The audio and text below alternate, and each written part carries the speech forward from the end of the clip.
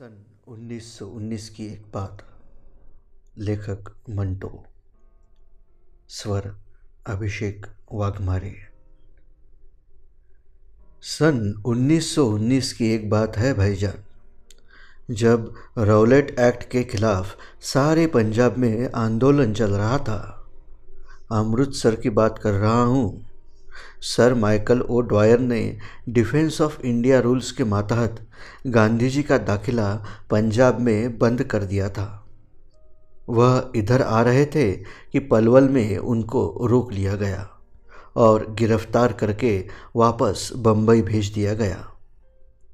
जहाँ तक मैं समझता हूँ भाईजान, अगर अंग्रेज़ यह गलती न करता तो जलियांवाला बाग का हादसा उनके शासन के स्याह इतिहास में ऐसे खूनी पन्ने की वृद्धि कभी न करता। क्या मुसलमान, क्या हिंदू, क्या सिख, सबके दिल में गांधी जी के लिए बेहद इज्जत थी। सब उन्हें महात्मा मानते थे। जब उनकी गिरफ्तारी की खबर लाहौर पहुंची तो सारा कारोबार एकदम बंद हो गया। यहाँ से अमृतसर वालों को मालूम हुआ, चुनाचे यो चुटकियों में मुकम्मल हड़ताल हो गई। कहते हैं कि 9 अप्रैल की शाम को डॉक्टर सत्यपाल और डॉक्टर किचलू की ज़िला वतनी के हुक्म डिप्टी कमिश्नर को मिल गए थे। वह उनकी तालीम के लिए तैयार न था, इसलिए कि उसके ख्याल में अमृतसर में किसी दंगे फसाद या हुल्लड़ का खतरा नहीं था। लोग शांतिपूर्ण ढंग से विरोध प्रकट करने के लिए जलसे वगैरह करते हैं, जिनसे हिंसा का सवाल पैदा नहीं होता था। मैं अपनी आंखों देखा हाल बयान करता हूँ। 9 अप्रैल को रामनवमी थी। जुलूस निकला, मगर मजाल है जो किसी ने हाकिमों की मर्जी के खिलाफ एक कदम उठाया हो। लेकिन भाईजान, सर माइकल ड्वायर औंधी खोपड़ी का इंसान था। उसने डिप्टी कमिश्नर की एक न सुनी। उस पर बस यही खौफ सवार था कि यह लीडर महात्मा गांधी के इशारे पर साम्राज्य का तख्ता उलटने पर आमादा है, और जो हड़तालें हो रही है और जलसे होते हैं उनके पीछे यही साजिश काम कर रही है। डॉक्टर किचलू और डॉक्टर सत्यपाल की ज़िला वतनी की खबर आनन फानन में आग की तरह फैल गई। दिल हर शख्स का खिन्न था। हर वक्त धड़का सा लगा रहता था कि कोई बहुत बड़ा हादसा होने वाला है। लेकिन भाईजान, जोश बहुत ज़्यादा था। कारोबार बंद थे, शहर कब्रिस्तान बना हुआ था, पर उस कब्रिस्तान की खामोशी भी एक शोर था। जब डॉक्टर किचलू और सत्यपाल की गिरफ्तारी की खबर आई तो लोग हज़ारों की संख्या में इकट्ठे हुए, ताकि मिलकर डिप्टी कमिश्नर बहादुर के पास जाए और अपने प्रिय नेताओं की ज़िला वतनी के हुक्म रद्द कराने की दरख्वास्त करे। मगर वह ज़माना भाईजान दरख्वास्तें सुनने का नहीं था। सर माइकल जैसा जालिम सबसे बड़ा शासक था। उसने दरख्वास्त सुनना तो अलग, लोगों की उस भीड़ को ही गैर कानूनी करार दे दिया। अमृतसर, वह अमृतसर जो कभी आज़ादी के आंदोलन का सबसे बड़ा केंद्र था, जिसके सीने पर जलियांवाला बाग जैसा गौरवमय जख्म था, आज किस हालत में है। लेकिन छोड़िए इस किस्से को। दिल को बहुत दुख होता है। लोग कहते हैं इस पवित्र शहर में जो कुछ आज से 5 बरस पहले हुआ उसके जिम्मेदार भी अंग्रेज़ है। होगा भाईजान, मगर सच पूछिए तो इस लहू में जो वहाँ बहा है, हमारे अपने ही हाथ रंगे हुए नज़र आते हैं। खैर, डिप्टी कमिश्नर साहब का बंगला सिविल लाइंस में था। हर बड़ा अफसर और हर बड़ा टोड़ी शहर के इस अलग थलग हिस्से में रहता था। आपने अमृतसर देखा है तो आपको मालूम होगा कि शहर और सिविल लाइंस को मिलाने वाला एक पुल है, जिस पर से गुजरकर आदमी ठंडी सड़क पर पहुंचता है, जहां हुक्मरानों ने अपने लिए ज़मीन पर यह जन्नत बनाई थी। भीड़ जब हाल दरवाजे के करीब पहुंची तो मालूम हुआ कि पुल पर घुड़सवार गोरों का पहरा है। भीड़ बिल्कुल न रुकी और बढ़ती गई। भाईजान, मैं उसमें शामिल था। जोश कितना था मैं यह बयान नहीं कर सकता, लेकिन सब निहत्थे थे। किसी के पास एक मामूली छड़ी तक भी नहीं थी। असल में वे तो सिर्फ इस गरज से निकले थे कि सामूहिक रूप से अपनी आवाज़ शहर की हाकिम तक पहुंचाए और उससे निवेदन करे कि डॉक्टर किचलू और डॉक्टर सत्यपाल को बिना शर्त रिहा कर दे। भीड़ पुल की तरफ बढ़ती रही। लोग करीब पहुँचे तो गोरों ने गोलीबारी शुरू कर दी। उससे भगदड़ मच गई। वे गिनती में सिर्फ 20-25 थे और भीड़ सैकड़ों थे। लेकिन भाईजान, गोली की दहशत बहुत होती है। ऐसी आपाधापी फैली कि तौबा। कुछ गोलियों से घायल हुए और कुछ भगदड़ में जख्मी हुए। दाहिने हाथ को गंदा नाला था। धक्का लगा तो मैं उसमें गिर पड़ा। गोलियां चलना बंद हुई तो मैंने उठकर देखा, भीड़ तितर बितर हो चुकी थी। घायल सड़क पर पड़े थे और पुल पर गोरे खड़े हंस रहे थे।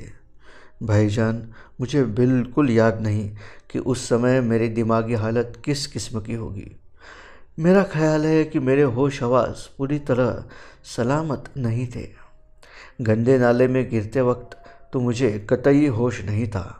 जब बाहर निकला तो जो दुर्घटना घटी थी उसका रंग रूप धीरे धीरे दिमाग में उभरना शुरू हुआ। दूर शोर की आवाज़ सुनाई दे रही थी, जैसे बहुत से लोग गुस्से में चीख चिल्ला रहे हो। मैं गंदा नाला पार करके ज़ाहिरा पीर के तकिए से होता हुआ हाल दरवाजे के पास पहुंचा तो देखा कि 30-40 नौजवान जोश में भरे पत्थर उठा उठाकर दरवाजे पर मार रहे हैं। उसका शीशा टूटकर सड़क पर गिरा तो एक लड़के ने बाकी लड़कों से कहा, चलो चलो महारानी का बुत तोड़ दे। दूसरे ने कहा, नहीं यार, कोतवाली को आग लगाए। तीसरे ने कहा, और सारे बैंकों को भी। चौथे ने उन्हें रोका, ठहरो, इससे क्या फ़ायदा होगा, चलो पुल पर इन गोरों को मारे। मैंने उसे पहचान लिया। वह थैला कंजर था। नाम मोहम्मद तुफैल था, मगर थैला कंजर के नाम से मशहूर था, इसलिए कि वह एक वेश्या की कोख से जन्मा था बड़ा आवारागर्द। छोटी उम्र में ही उसे जुए और शराब नोशी की लत पड़ गई थी। उसकी 2 बहनें शमशाद और अलमास अपने वक्त की हसीन तरीन वेश्याएँ थीं। शमशाद का गला बहुत अच्छा था। उसका मुजरा सुनने के लिए रईस दूर दूर से आते थे। दोनों अपने भाई की करतूतों से बेजार थी। शहर में मशहूर था कि उन्होंने उसे घर से निकाल रखा है। फिर भी वह किसी न किसी हीले बहाने से अपने लिए कुछ न कुछ वसूल कर लेता था। अच्छा खाता था, अच्छा पीता था, बड़ा नफासत पसंद था। लतीफ़े गोई और रसिकता मिजाज में कूट कूट कर भरी थी। मिरासियों और भांडों के बाजारूपन से बहुत दूर रहता था। लंबा कद, भरे भरे हाथ पाँव, मजबूत कसरती बदन और नाक नक्शे का भी खासा था। जोश में भरे हुए लड़कों ने उसकी बात न सुनी और मलका के बुत की तरफ चलने लगे। उसने फिर उनसे कहा, मत गवाओ अपना जोश, इधर आओ, मेरे साथ चलो, उन गोरों को मारे। उन्होंने हमारे बेकसूर लोगों की जान ली है और उन्हें जख्मी किया है। खुदा की कसम, हम सब मिलकर उनकी गर्दन मरोड़ सकते हैं, चलो। कुछ रवाना हो चुके थे, बाकी रुक गए। थैला पुल की तरफ बढ़ा तो वे उसके पीछे चलने लगे। मैंने सोचा कि माओं के ये लाल बेकार मौत के मुंह में जा रहे हैं। मैं फव्वारों के पास दुबका खड़ा था। वहाँ से मैंने थैले को आवाज़ दी और कहा, अरे मत जाओ यार, क्यों अपनी और उनकी जान के पीछे पड़े हो। थैले ने यह सुनकर अजीब सा कहकहा लगाया और मुझसे कहा, थैला सिर्फ यह बताने चला है कि वह गोलियों से डरने वाला नहीं। फिर वह अपने साथियों से बोला, तुम डरते हो तो वापस जा सकते हो। ऐसे मौक़ों पर बढ़ते हुए कदम उल्टे कैसे हो सकते हैं, और फिर वह भी उस वक्त जब लीडर अपनी जान हथेली पर रखकर आगे आगे जा रहा हो। थैले ने कदम तेज किए तो उसके साथियों को भी करने पड़े। हाल दरवाजे से पुल का फासला कुछ ज़्यादा नहीं होगा, कोई 60-70 गज के लगभग। थैला सबसे आगे आगे था, जहाँ पुल का दोमुखी समानांतर जंगला शुरू होता है। वहाँ से 15-20 कदम के फासले पर 2 घुड़सवार गोरे खड़े थे। थैला नारे लगाता जब जंगले के सिर पर पहुंचा तो गोली चली। मैं समझा कि वह गिर पड़ा, लेकिन देखा कि वह उसी तरह जिंदा आगे बढ़ रहा है। उसके साथी सब डर के मारे भाग खड़े हुए। मुड़कर उसने पीछे देखा और चिल्लाया, भागो नहीं, आओ। उसका मुंह मेरी तरफ था कि एक और फायर हुआ। पलटकर उसने गोरों की तरफ देखा और पीठ पर हाथ फेरा। भाईजान, नज़र तो मुझे कुछ नहीं आना चाहिए था, मगर मैंने देखा कि उसकी सफ़ेद वोस्की की कमीज पर लाल लाल धब्बे थे। वह और तेज़ी से बढ़ा जैसे जख्मी शेर। एक और फायर हुआ। वह लड़खड़ाया, मगर एकदम कदम मजबूत करके वह घुड़सवार घोड़े पर लपका और पलक झपकते ही जाने क्या हुआ, घोड़े की पीठ खाली थी। घोड़ा ज़मीन पर था और थैला उसके ऊपर। दूसरे गोरे ने, जो करीब था और पहले बौखला गया था, बिदकते हुए घोड़े को रोका और धड़ाधड़ फायर शुरू किए। उसके बाद जो कुछ हुआ मुझे मालूम नहीं। मैं वहाँ फव्वारे के पास बेहोश होकर गिर पड़ा। भाईजान, जब मुझे होश आया तो मैं अपने घर में था। चंद जान पहचान वाले मुझे वहाँ से उठा लाए थे। उनकी ज़बानी मालूम हुआ कि पुल पर गोलियां खाकर भीड़ बिफर गई थी। उस बिफरने का फल यह हुआ कि मलका के बुत को तोड़ने की कोशिश की गई। टाउन हॉल और 3 बैंकों में आग लगी और 5 या 6 यूरोपियन मारे गए। खूब लूटमार मची। लूट खसोट का अंग्रेज अफसरों को इतना ख्याल न था। 5 या 6 यूरोपियन मारे गए। उसका बदला लेने के लिए यह जलियांवाला बाग का खूनी कांड हुआ। डिप्टी कमिश्नर बहादुर ने शहर की बागडोर जनरल डायर के सुपुर्द कर दी। चुनाचे जनरल ने 12 अप्रैल को फौजियों के साथ शहर के विभिन्न बाज़ारों में मार्च किया और दर्जनों बेगुनाह आदमी गिरफ्तार कर लिए। 13 अप्रैल को जलियांवाला बाग में सभा हुई। लगभग 25,000 लोग होंगे।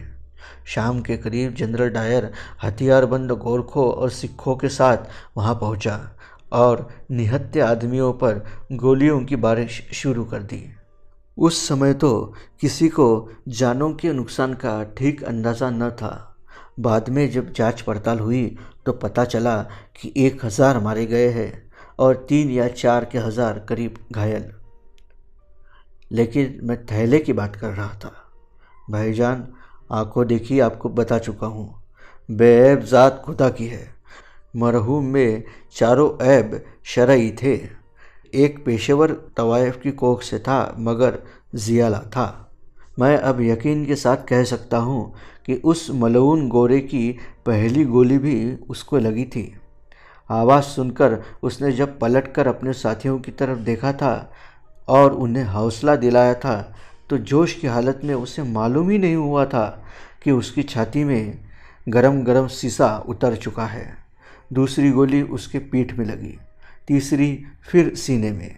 मैंने देखा नहीं, पर सुना है कि जब थैले की लाश गोरे से जुदा की गई तो उसके दोनों हाथ उसकी गर्दन में इस तरह पैबस्त थे कि अलग नहीं होते थे। गोरा जहन्नुम पहुंच चुका था। दूसरे रोज़ जब थैले की लाश कफन दफन के लिए उसके घर वालों के सुपुर्द की गई तो उसका बदन गोलियों से छलनी हो रहा था। दूसरे गोरे ने तो अपना पूरा पिस्तौल उस पर खाली कर दिया था। मेरा ख्याल है उस वक्त मरहूम की रूह उसके जिस्म से उड़ चुकी थी। उस शैतान के बच्चे ने सिर्फ उसके मुर्दा जिस्म पर चांदमारी की थी। कहते हैं जब थैले की लाश मोहल्ले में पहुंची तो कोहराम मच गया।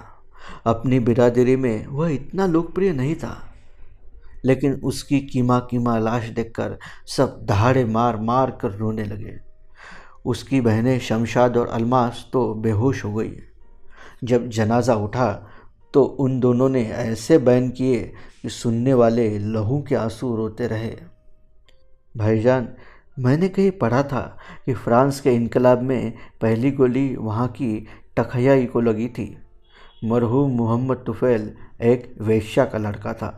इनकलाब के इस जद्दोजहद में उसको जो पहली गोली लगी वह 10वीं थी या 50वीं, इसके बारे में किसी ने तहकीकात नहीं की।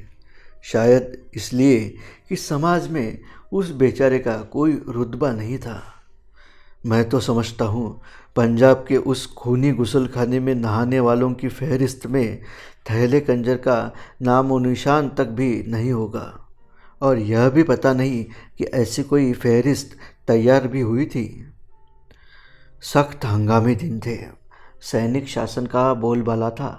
वह राक्षस जिसे मार्शल लॉ कहते हैं शहर के गली गली कूचे कूचे में डकराता फिरता था।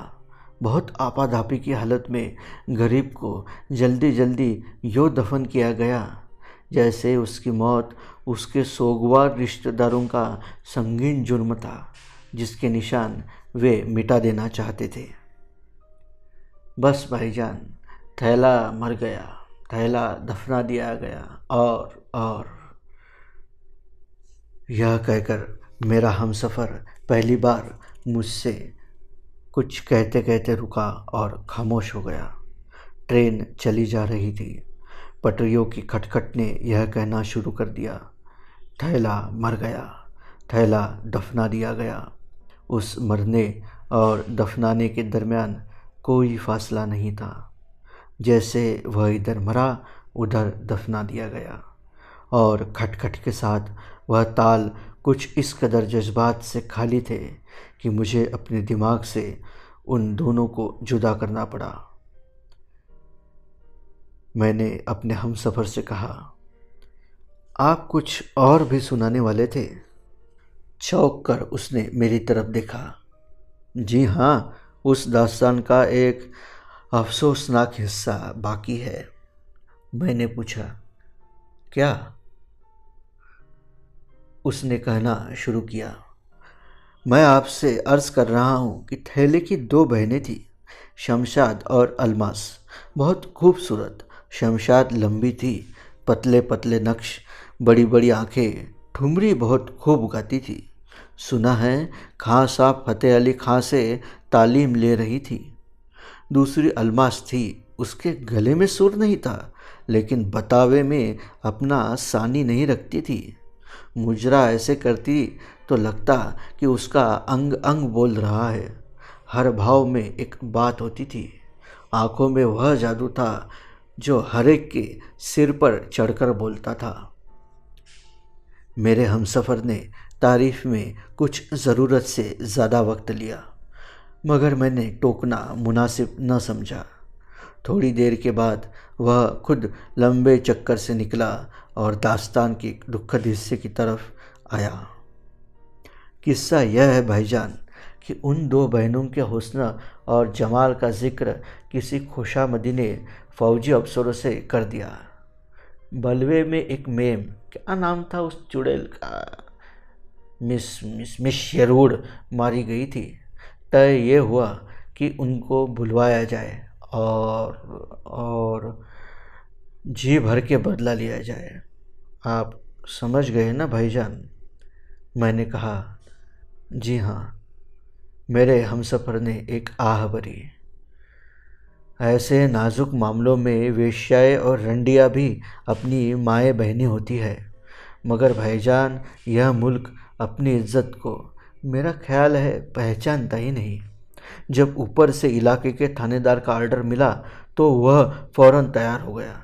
चुनाचे वह खुद शमशाद और अलमास के मकान पर गया और कहा कि साहब लोगों ने याद किया है, वे तुम्हारा मुजरा सुनना चाहते हैं। भाई की कब्र की मिट्टी अभी तक खुश्क भी नहीं हुई थी।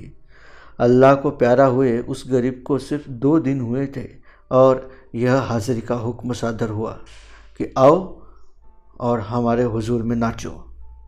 तकलीफ़ देने का इससे बढ़कर भयानक तरीका क्या हो सकता है? जुल्म की दहशत की मिसाल मेरा ख्याल है इससे बढ़कर शायद ही कोई मिल सके। क्या हुक्म देने वालों को इतना ख्याल भी नहीं आया कि वेश्या में भी गैरत होती है? हो सकती है, क्यों नहीं हो सकती? उसने अपने आप से सवाल किया, लेकिन वह मुखातिब मुझसे था। मैंने कहा, हो सकती है। जी हाँ, थैला आखिर भाई था। उसने किसी जुए खाने की लड़ाई भिड़ाई से अपनी जान नहीं दी थी। वह शराब पीकर दंगा फसाद करते हुए मारा नहीं गया था। उसने वतन की राह में बड़े बहादुराना तरीके से शहादत का जाम पिया था। वह भी वेश्या की कोख से था, लेकिन वह वेश्या माँ थी और शमशाद और अलमास उसकी बेटियाँ थी और थैले की बहनें थी, और वे थैले की लाश देखकर बेहोश हो गई थी। जब उसका जनाजा उठा तो उन्होंने ऐसे बयान किए थे कि सुनकर आदमी लहू रोया था। मैंने पूछा, वे गई? मेरे हमसफ़र ने इसका जवाब थोड़े वक्फे के बाद उदासी में दिया। जी हाँ, हाँ, गई। खूब सज बनकर। एकदम उसकी उदासी तीखापन इख्तियार कर गई। 16 सिंगार कर कर अपने बुलाने वालों के पास गई। कहते हैं खूब महफिल जमी। दोनों बहनों ने अपने जौहर दिखाए। तड़क भड़क की पोशाकें पहने हुए वे कोहफाक परियां मालूम होती थी। शराब के दौर चलते रहे और कहते हैं कि रात की 1 बजे बड़े अफसर के इशारे पर महफिल बर्खास्त हुई। वह उठ खड़ा हुआ और भागते हुए दरख्तों को देखने लगा। पहियों और पटरियों की आहनी गड़गड़ाहट की ताल पर उसके आखिरी शब्द नाचने लगे। बर्खास्त हुई, बर्खास्त हुई। मैंने अपने दिमाग में उन्हें अपनी गड़गड़ाहट से नोचकर अलहदा करते हुए उससे पूछा, फिर क्या हुआ? भागते हुए दरख्तों और खंभों से नज़रें हटाकर उसने बड़े मजबूत लहजे में कहा, उन्होंने अपनी भड़कीली पोशाकें नोच डाली और बिल्कुल नंगी हो गई और कहने लगी, लो देख लो, हम थैले की बहनें हैं। उस शहीद की जिसके खूबसूरत जिस्म को तुमने सिर्फ इसलिए अपनी गोली से छलनी छलनी किया कि उसमें वतन से मोहब्बत करने वाली रूह थी। हम उसकी खूबसूरत बहनें हैं। आओ अपनी वासना के गरम गरम लोहे से हमारा खुशबू में बसा हुआ जिस्म दागदार करो, मगर ऐसा करने से पहले हमें एक बार अपने मुंह पर थूक लेने दो। यह कहकर वह खामोश हो गया। कुछ इस तरह कि और नहीं बोलेगा। मैंने फौरन ही पूछा, फिर क्या हुआ? उसकी आंखों में आंसू डबडबा आए। उनको गोली से उड़ा दिया गया। मैंने कुछ न कहा। गाड़ी आहिस्ता आहिस्ता स्टेशन पर रुकी तो उसने कुली बुलाकर अपना असबाब उठवाया। जब जाने लगा तो मैंने उससे कहा, आपने जो दास्तान सुनाई उसका अंजाम मुझे आपका अपना गढ़ा हुआ मालूम होता है। एकदम चौंक कर उसने मेरी तरफ देखा। यह आपने कैसे जाना? मैंने कहा, आपके लहजे में गहरा दर्द था। मेरे हमसफ़र ने हलक की कड़वाहट थूक के साथ निगलते हुए कहा, जी हाँ, उन हराम। वह गाली देते देते रुक गया। उन्होंने अपने शहीद भाई के नाम पर बट्टा लगा दिया। यह कहकर वह प्लेटफॉर्म पर उतर गया।